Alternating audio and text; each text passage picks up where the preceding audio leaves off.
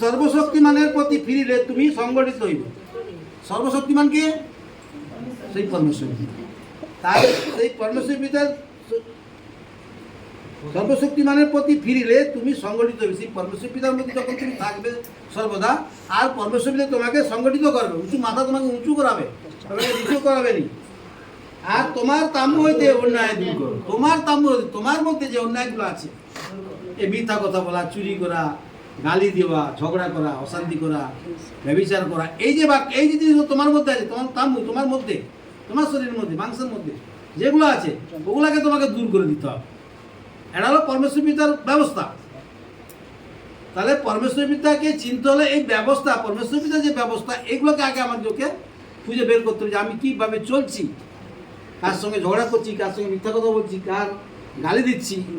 এটা আগে নিজেকে পরিবর্তন করার জন্য এই সুযোগগুলো দিতে হবে। কেন? এইগুলো পরমেশ্বর পিতা বাক্যতে না বলে রেখেছে, এগুলো করতে না বলছে। কিন্তু পরমেশ্বর পিতার ওখানে থাকতে হলে, পরমেশ্বর পিতার পরিত্রাণ পেতে হলে, মঙ্গল দেখতে হলে আমাকে এইগুলোকে আগে ত্যাগ করে দিতে হবে। তাহলে কি বলছে? ধুলার মধ্যে কাঞ্চন রাখো, ছোট মার্গস্থ প্রস্তর সময়ের মধ্যে অপরিহারে সুবর্ণ রাখো। তাহলে ধুলার মধ্যেই কাঞ্চন। তোমার কাঞ্চন কি? গলায় 2 লাখ টাকা হার আছে, কাঞ্চন, তাই না? পরমেশ্বর বলছে ওটাকে তুমি কোথায় রাখো?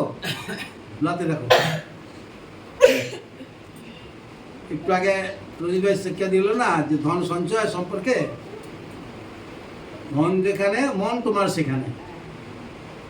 অতএব তুমি যতই প্রার্থনা ঘরে টাকা রেখেছিলে, চোর মনে এই চুরি করে প্রার্থনা বুঝতে থাকো আমার টাকাগুলো না চুরি হয়। কিন্তু টাকা কার কাছে? তোমার মন গেছে কার কাছে? কার কাছে পড়ে আছে? ও টাকা আছে ঘরে।